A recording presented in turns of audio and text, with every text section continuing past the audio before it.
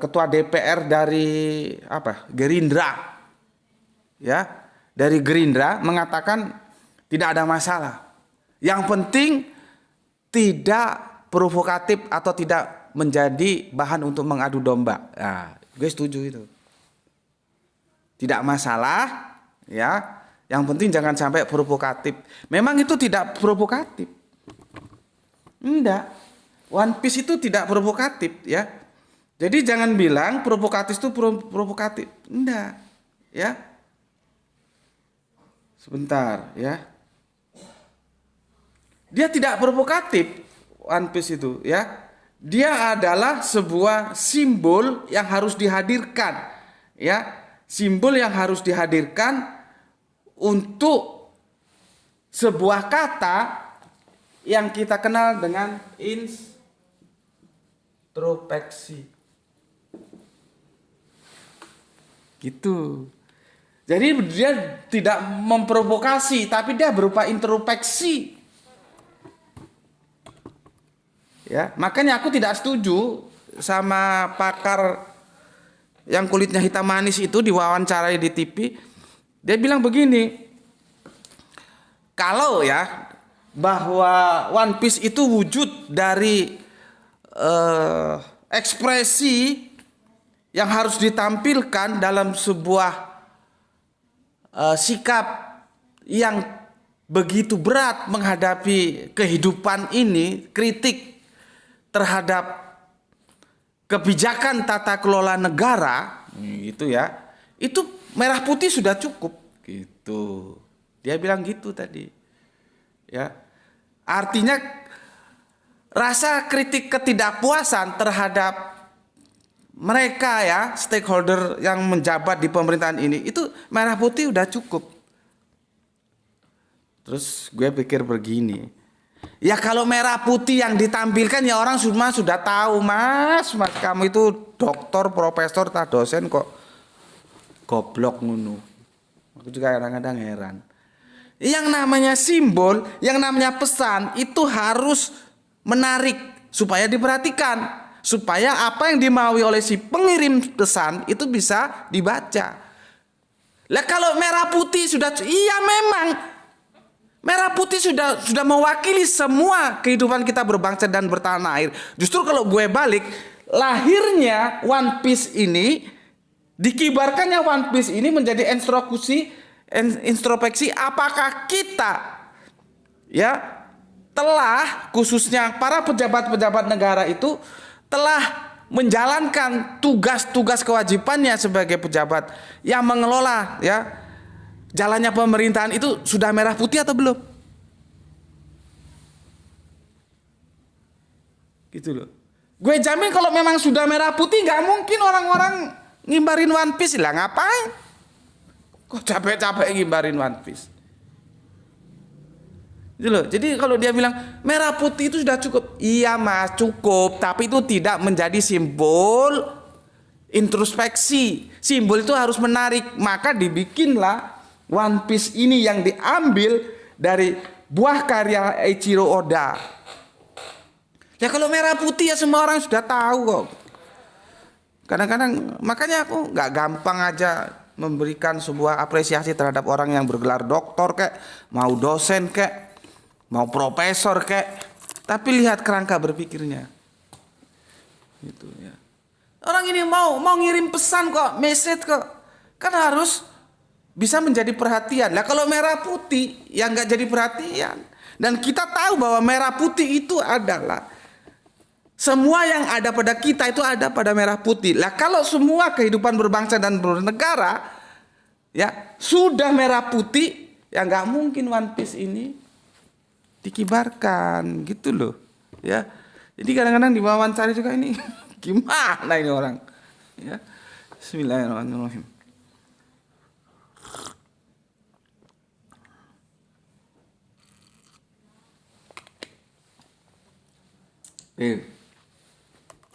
Ingat ya 99 One Piece, gue tahun 74 lah ya, paling tinggi gue sudah One Piece. di sini ingat gue Gue gambar, cek. Akhirnya disuruh pulang, disuruh ganti sama enci, sama guru, ya. Oke, itu. Jadi dia kritik. One Piece itu hadir sebagai kritik, bukan destruktif. Ya, dia kritik terhadap jalannya pemerintahan yang ada, ya. Dia kritik, maka dia tampil dalam ekspresi simbolik. Kalau kita belajar ilmu sosial jadinya begitu. Ekspresi simbolik, dia menyimbolkan isi hatinya yang prihatin terhadap jalannya pemerintahan kita yang ada sekarang ini. Makanya aku bilang dia bukan sekedar fenomena. Gitu loh, ya. Maka dari itu seharusnya, ya, pesan-pesan ini ditangkap oleh para stakeholder. Mereka-mereka yang sedang memegang kekuasaan di negeri ini. Gitu loh. Kalau dia hanya sekedar, oh itu ekspresi saja. Iya, ekspresi apa? Kan ada pesan yang disampaikan. Gak mungkin hanya, oh aku seneng. Ya taruhlah nakama-nakama pemula karena ada bendera nakama dia seneng ikut-ikut ngibarkan. Tapi kok gue hakul yakin dia tampil, ya, itu memberikan pesan terhadap pemerintahan kita yang ada sekarang. Memberikan pesan, mengajak bermuhasabah. Bagaimana ini negara kita? Artinya apa? Dalam pemerintahan kita ini sejak awal reformasi sampai sekarang tidak menjadi lebih bagus, bahkan menjadi seperti sekarang ini. Makanya kalau dulu, ya kembali makanya kita tidak boleh melupakan jasa para supir-supir truk itu, ya. Itu kalau nggak salah fenomenanya diawali di Lampung itu. Supir-supir truk itu digambari almarhum Pak Harto, terus penak zamanku toh, gitu. Itu ekspresi sosial yang Anda tidak boleh larang, karena ini hidup di dalam demokrasi. Anda punya ekspresi lain silahkan, dan orang lain punya ekspresi lain silahkan. Begitu juga ini ekspresi dari keadaan tata kelola negara yang seperti sekarang ini. Makanya kalau gue ketemu, ya, bisa ketemu dalam satu waktu oleh beliaunya, ya, yang pengusung akal sehat itu, aku mau tanya, kalau tahu jadinya begini, apakah kamu akan juga di barisan depan untuk melakukan reformasi?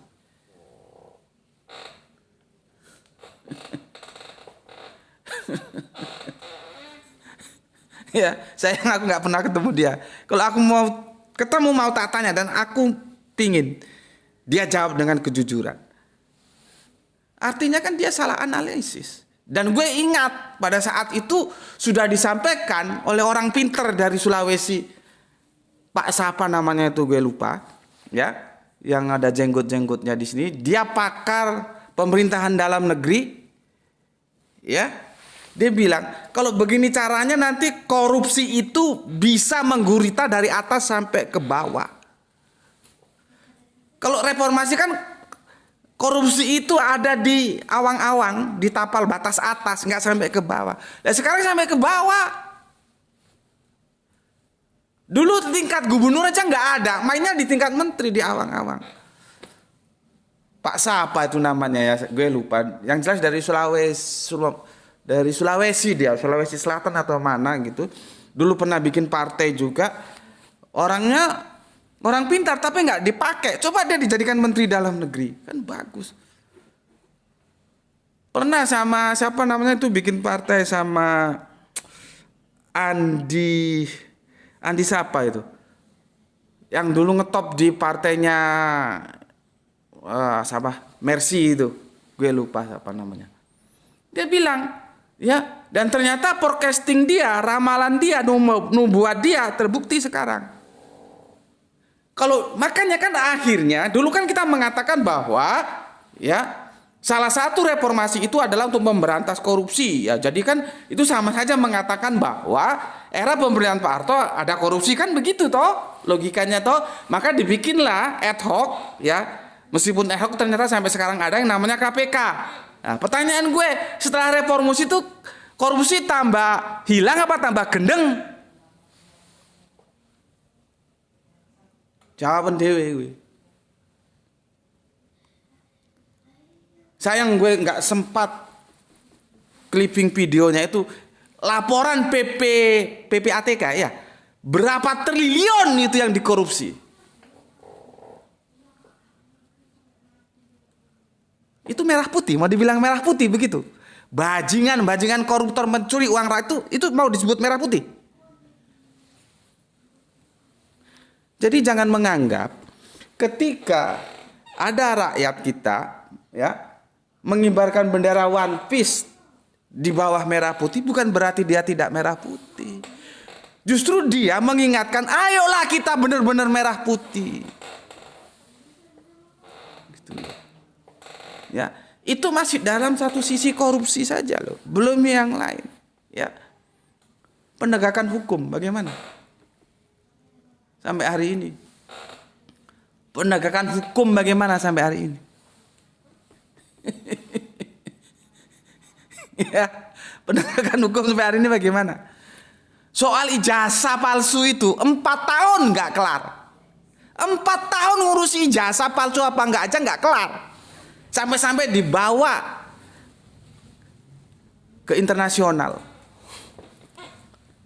Kan itu memalukan kita sebagai bangsa, masa ngurus gitu aja nggak kelar. Ya karena tarik ulur politiknya kental banget. Masa ngurus ijazah ini palsu atau nggak kelar. Karena apa? Tidak ada kejujuran. Gitu mau disebut merah putih?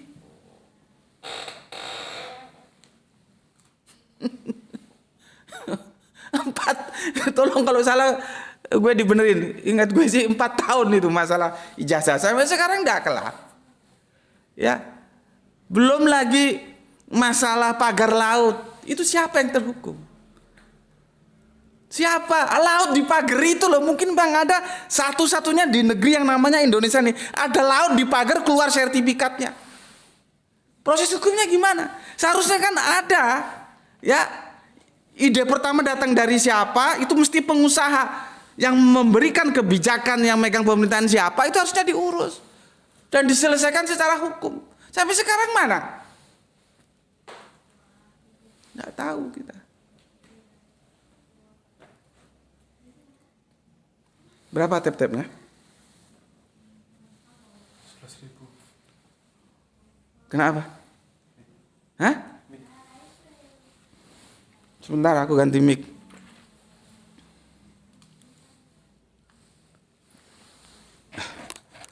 Ini langsung kamu cas.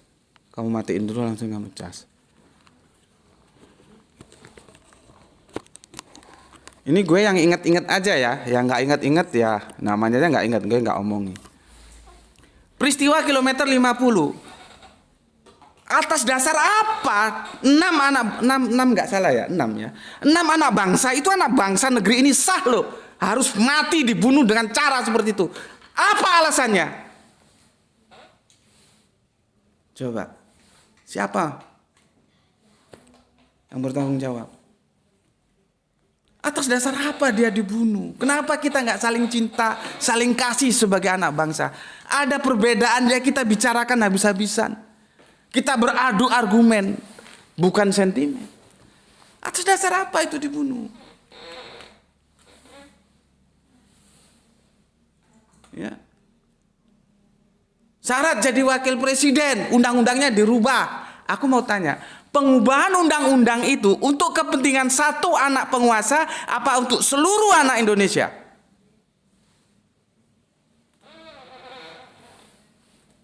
Apakah dalam hukum itu ada privilege? Karena dia anaknya penguasa, dia mau maju undang-undangnya dirubah. Itu untuk kepentingan satu anak penguasa apa untuk seluruh anak-anak Indonesia? Tuh, yang ini rusak juga casnya. Yang TikTok. Cas. Sebentar TikTok. Oke, sebentar TikTok ya. Tadi ada kendala casnya habis di mic-nya. Aku ulangi lagi mungkin yang di TikTok belum dengar ya. Perubahan undang-undang ya tentang berapa umur bisa jadi wakil presiden? Itu untuk kepentingan satu anak penguasa apa untuk seluruh anak-anak Indonesia?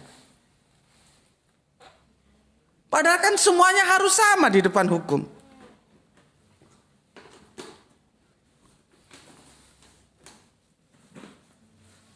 Ya.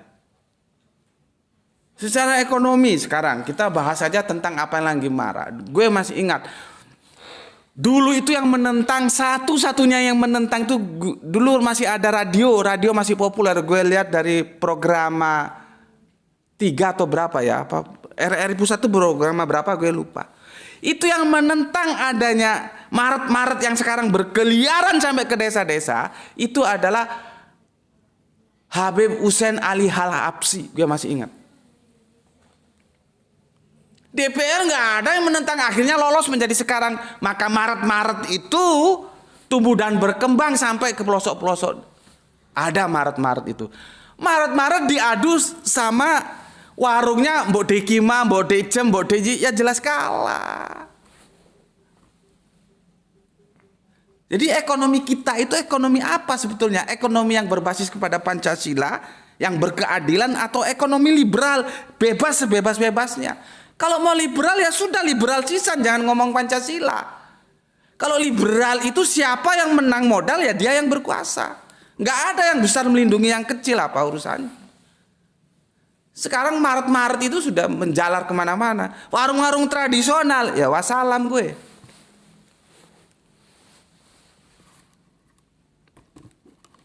Mbok-mbok yang biasanya ke pasar itu sudah jangan diharapkan lagi. Petani, kemarin gue dapat informasi dari teman gue di Pasuruan ya. Dia bilang aduh berat jadi petani. Jadi dia nggak tanam, sawahnya nggak ditanemin. Karena nanti hasil jual gabahnya dengan biaya yang dia keluarkan untuk bertani itu nggak nyucuk, kata orang Jawa. Nggak nyucuk itu nggak kembali modal. Coba. Ya. Belum lagi ojek online sekarang ini. Ya jelas ojek pengkolan ya bubar.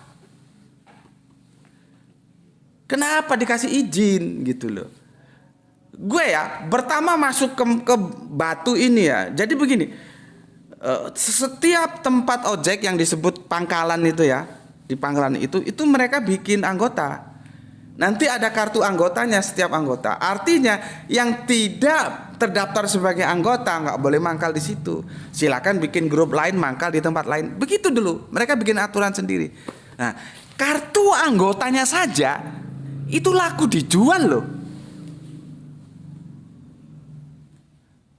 Sekarang kena ojek online, pajak ya, ojek di yo bubar. Kartu anggotanya jangankan dijual, dikasihkan aja orang nggak mau, untuk apa? Bagaimana ekonomi kita hancur.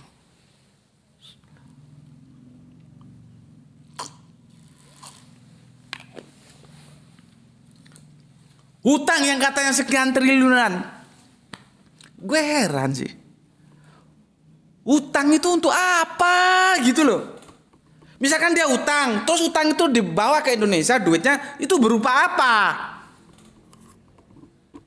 Kalau berupa jalan tol taruhlah, toh kita lewat tol kan yang bayar, nggak gratis. Kenapa nggak itu yang untuk bayar? Kemarin Menteri Keuangan bilang suruh naikkan pajak. Kalau soal naikkan pajak, orang nggak perlu sekolah juga bisa. Gue paling gregetan sama menteri satu ini. Kok nggak ada kebijakan yang pro rakyat sehingga rakyat itu senang gitu loh.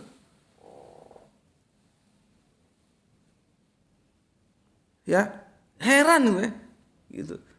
Ya. Jadi semua itu ya yang gue bilang tadi itu kan hanya bagian-bagian aja. Belum lagi nanti di apa sana yang di daerah kawasan Batam atau apa dulu itu yang tanahnya digusur oleh perusahaan gitu kan? Mana tuh? Rempang, daerah Rempang. Ya. Lah yang mempunyai tanah ini rakyat kok, bukan penguasa, kok kamu jual untuk dimiliki pengusaha, bukan penguasa, pengusaha gitu loh. Itu otaknya di mana itu? Apapun kalau harus diadu dengan rakyat, maka rakyatlah yang harus diutamakan. Karena rakyat anak sah merah putih bumi ini. Gak ada alasan. Mau pengusaha ini itu tetemen, gak ada. Gue pernah, bukan gue sih, ada teman gue yang sekarang sudah profesor ya. Nggak tahu studi kelayakan atau kemana. Gue diajak ya untuk nemani, kita masuk di Jogja Gunung Kidul. Di sana marak daerah-daerah wisata berupa gua-gua, dan kita sempat masuk gua. Ada berapa gua, dan itu banyak marak, wisatawannya datang. Bagus lah ya, senang kita lihat. Dan aku sempat ngobrol sama yang jaga-jaga itu. Apa katanya? Bahwa daerah-daerah wisata itu tetap menjadi milik desa, tidak boleh dimiliki oleh pengusaha. Ini baru top namanya. Sultan Jogja ini. Jadi sampai sekarang nggak ada itu atas nama perusahaan yang dipegang oleh pengusaha. Itu seharusnya dicontoh. Jadi uang itu berputar ke rakyat lagi, bukan ke pengusaha. Makanya oh begitu ya Pak. Iya, jadi semua ini dikelola oleh desa, menjadi BUMD lah ya, badan usaha milik desa gitu. Nggak boleh dibeli terus sama pengusaha terus jadikan bisnis dia, nggak boleh. Kalau di sini kamu boleh main ke kotaku, ini kota Batu, kota wisata. Kamu bisa melakukan survei. Hotel-hotel yang berjejer di daerah sini, adakah itu milik orang asli dari Tanah Batu? Gue jamin nggak ada. Semua itu orang datang dari luar ke sini. Sekarang kami kalau di sini, kalau hari weekend, Ahad, Sabtu itu kebagian apa? Kebagian asap, macet, sampah, itu doang.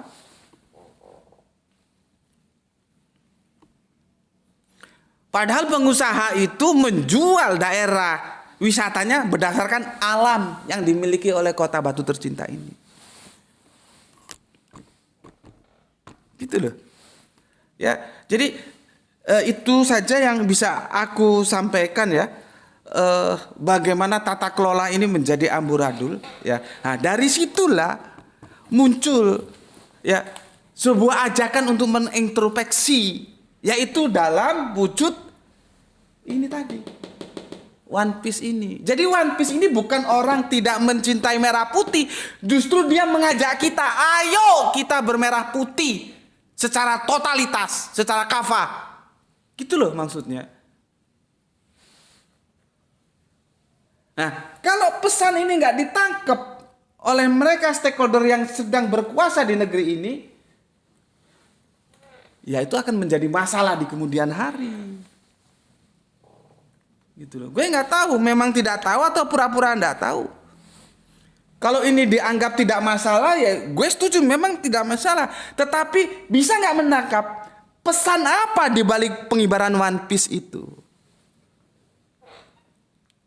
Kan gue sudah bilang, kalau dia penyanyi ya introspeksi yang disampaikan ya dalam bentuk lagu. Kalau dia sastrawan dalam bentuk puisi. Kalau dia lukis ya bentuk lukisan. Kan pernah rame lukisan yang dihasilkan oleh seniman bapak kita dari Kalimantan atau Garuda, ada gambar tikusnya itu. Itu bukan berarti dia menghina Garuda. Justru dia bagaimana Garuda ini dibersihkan dari tikus-tikus koruptor. Bacanya ke sana loh.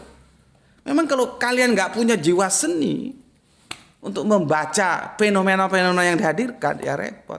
Begitu juga ini. Mereka menghadirkan One Piece itu sebagai bentuk ajakan untuk ayo sih kita menintrospeksi diri.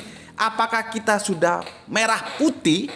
Terutama itu disasarkan kepada mereka-mereka yang memegang stakeholder kekuasaan dalam pemerintahan saat ini. Karena rakyat sudah susah. Kebijakan yang terakhir ya, kalau uang mandek atau gimana itu ya akan diblokir, dan sekarang sudah rame. Tanah yang nggak digunakan akan diambil, sudah rame sekarang. Jadi kalau rekening nganggur, tanah nganggur diambil oleh pemerintah. Giliran kita nganggur nggak punya pekerjaan, giliran rakyat nganggur tidak punya pekerjaan. Generasi kita berapa yang dihasilkan oleh Perguruan tinggi per tahun itu fresh graduate-nya berapa? Berapa lapangan kerja yang mampu menyerap? Nggak pernah dipikirkan. Jadi kalau kita nganggur, tenang-tenang baik. Tapi kalau duit kita nganggur, tanah kita nganggur diurusin. Mboknya itu dipikir gitu loh. Nah, ini seharusnya ya kan tugas pengawasan itu ada di DPR. Kenapa bisa begini negara kita? Kan ada di samping budgeting, controlling juga kan. Di samping membuat undang-undang, lah kontrolnya itu gimana? Gitu loh. Maka akhirnya kita dapatkan apa? Pengontrol-pengontrol yang ekstra parlementer seperti Kang Mas yang aku bilang tadi, ya kalau aku ketemu mau aku tanya, seandainya kamu tahu seperti ini apakah kamu tetap mendukung reformasi? Yang apa akal sehat itu? Itu kan karena yang di dalam tidak melakukan fungsinya, akhirnya kontrol-kontrol ekstra parlementer seperti Kang Akal Sehat dan teman-teman lainnya itu. Gitu loh. Ya, jadi semua itu kritik terhadap pemerintahan. Ayo kita benar-benar merah putih gitu loh ya. Kalau kita sama-sama susah sih nggak ada masalah sih. Sama-sama seneng ya seneng nggak ada masalah. Gua maksud sama-sama susah, sama-sama prihatin kalau kata orang Jawa. Rakyat prihatin, pejabat prihatin, gak ada masalah kita. Tapi jangan rakyat prihatin, lu senang-senang ketika lu berkuasa, kan jadi repot. Negeri ini bukan milik lu saja. Ini diwariskan oleh nenek moyang kita untuk kita semua. Tuh. Ya, jadi itu yang gue maksud, bisa nggak para stakeholder penguasa negeri ini menangkap pesan dari One Piece ini adalah sebuah ajakan untuk mengintrospeksi tentang bagaimana kebijakan-kebijakan tata kelola negara yang mereka lakukan saat ini. Itu bikin seneng rakyat atau bikin susah rakyat? Gitu loh. Ya, lah kalau pesan ini nggak ditangkap dengan cerdas atau tahu tapi pura-pura nggak tahu, ya ini akan terulang lagi. Dan hati-hati. Kalau sudah rakyat berbicara, itu tidak ada satu kekuasaan pun yang tangguh kalau sudah melawan rakyat. Nah ini kan dikasih sinyal-sinyal, diingatkan, ya diingatkan, jangan begitu, ya. Ayolah kelola negeri ini dengan baik. Ayo kita benar-benar bermerah putih. Ayo kita benar-benar berpancasila. Jangan sampai seperti apa yang disampaikan Pak supir truk tadi diwawancarai. Dia prihatin terhadap sila kelima, dia bilang. Ya, sila kelima nggak ada ini sila kelima. Kami repot hidup. Dia supir truk bawa barang dari Jawa ke Bali itu ya. Gimana ini ya? Kerakyatan yang dipimpin oleh hikmat kebijaksanaan dalam permusyawaratan perwakilan ini juga pernah gue sampaikan, ya. Ini sudah dirubah belum? Sudah diamandemen belum? Kan belum. Perwakilan tuh nggak diamandemen, tapi faktanya kita di lapangan nyoblos langsung kan? Apakah itu Pancasila? Coba. Kan orang-orang pinter banyak ini di negeri ini. Pernah nggak merenungkan? Oh iya ya, sila keempat itu belum diamandemen. Kerakyatan yang dipimpin oleh hikmat kebijaksanaan dalam permusyawaratan garis miring perwakilan. Bermusyawarah dan perwakilan.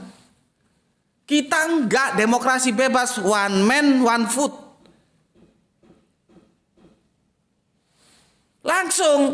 Nah, itu sejalan enggak dengan Pancasila? Ini sering gue sampaikan kalau diskusi sama teman-teman.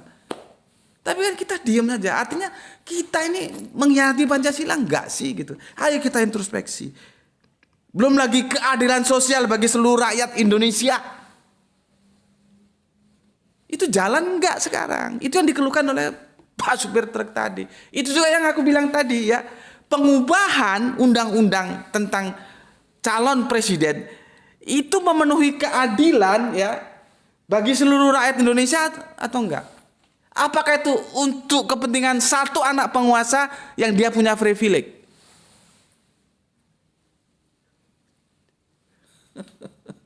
Jadi semua itu bermuara kalau disimpulkan ya sebuah masalah yang itu bagi rakyat itu menjadi sebuah tanda tanya, bagaimana sih mengelola negara ini.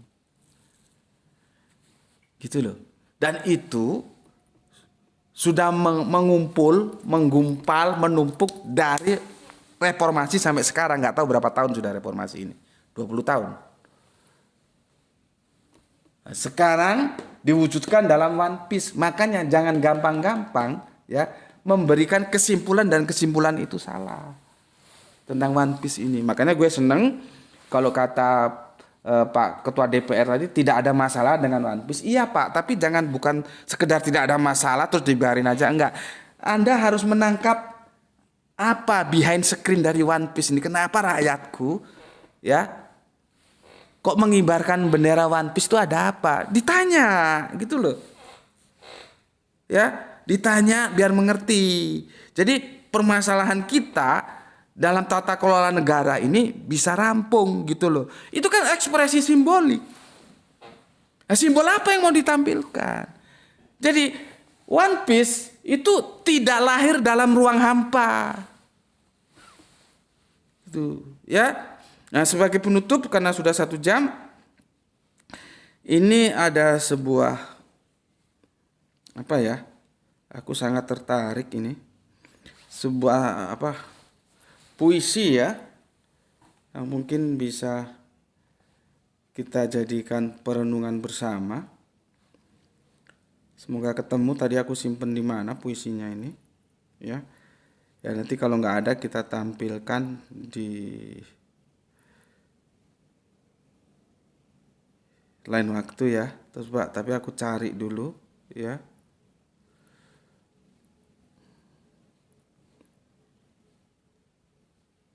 Tuh yang Bapak putar tadi pagi, kamu tahu tuh? Puisi tadi di mana ya? Datanya hilang. Sebentar, aku coba. Ya gini nih, kalau aku mau menjelaskan, datanya hilang. Oh, ada di sini tuh ya.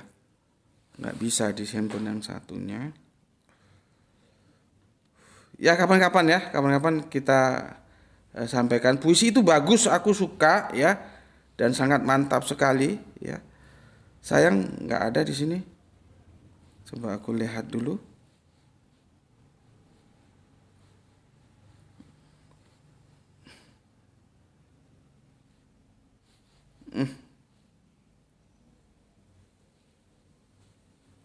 Nggak ada. Nggak ada ya. Nanti kapan-kapan kita hadirkan lah ya. Sayang, aku harusnya hadirkan puisi itu ya. Cuman aku harus cari di handphone yang seperti ini. Sudah banyak kali grup, jadi nggak ketemu. Kira itu bisa bantu? Coba aku lihat di video. Biasanya nyimpannya di video tuh ya. Di video, tapi nggak semua ini yang ada. Sebentar. Video, Bismillahirrahmanirrahim. Enggak ada di sini. Dia tidak tersimpan di sini. Enggak tersimpan. Ya. Enggak tersimpan. Gini yang bikin gue kesal ya. Ketika gue mau mengambilkan data, datanya hilang. Padahal sudah disiapin. Ya. Gimana ini? Sebentar. Gue coba cari dulu ya. Semoga ada. Bismillahirrahmanirrahim.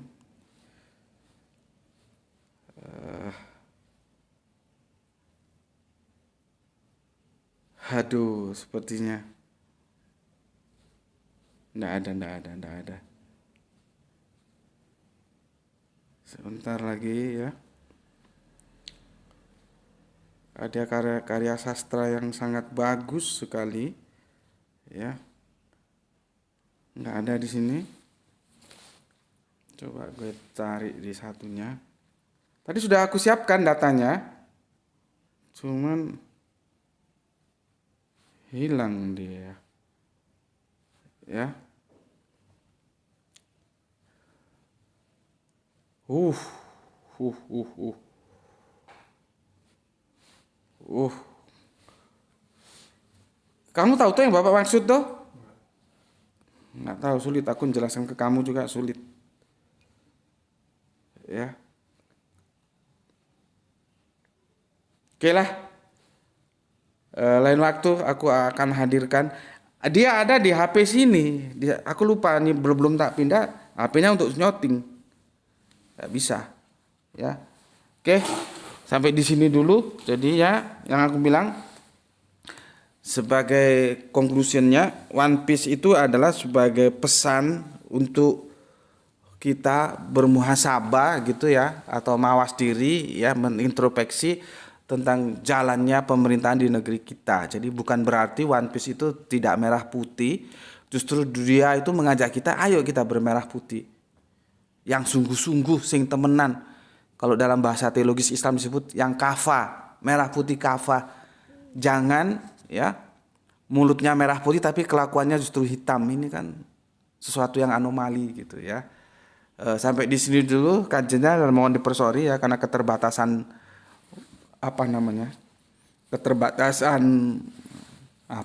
alat-alat gini itu. Datanya ada tapi di handphone satunya. Artinya aku kurang handphone. Nanti kalau ada rezeki beli handphone lagi ya. Supaya begitu aku perlu data langsung bisa aku sampaikan ke kalian ya. Tadi ada puisi bagus aku mau sampaikan, akhirnya nggak bisa ya. Oke, sampai di sini dulu pesan aku ya, jaga semua persatuan-persatuan ini ya. Semoga kita tetap bersatu, negeri ini akan menjadi lebih baik lagi ya.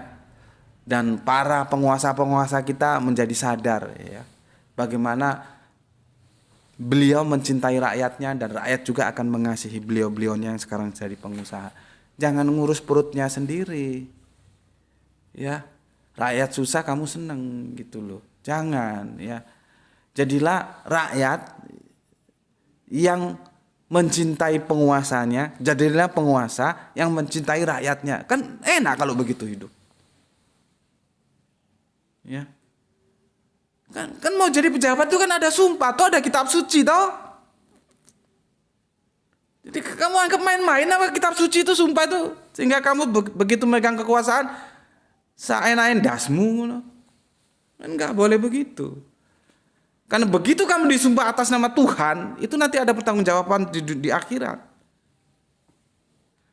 Aku yakin kok kalau mereka semua meresapi sumpah-sumpah yang ada, sumpah jabatan gitu ya, korupsi itu nggak ada. Orang mengambil keuntungan, mendapat fee tetem bengek dari menjual negaranya itu nggak ada, karena itu bertentangan dengan sumpah yang dia ucapkan. Tapi yang nggak tahu lagi kalau sumpah itu sekedar basa-basi, dia nggak takut sama Tuhan, ya terserah saja. Toh kamu hidup ada batas waktunya, sebentar lagi mati. Ketika mati semua satu diperhitungkan. Ya, diperhitungkan. Kita orang Indonesia punya agama, kita percaya terhadap Tuhan. Bukan yang nggak percaya terhadap Tuhan, gitu ya. Oke, baik di sini dulu ya. Terima kasih untuk saudara-saudaraku yang ada di TikTok dan ada di YouTube ya, atas waktunya. Sudah 1 jam 12 menit meluangkan waktu kita ngaji bareng di sini, ngaji tentang tata kelola negara ini ya.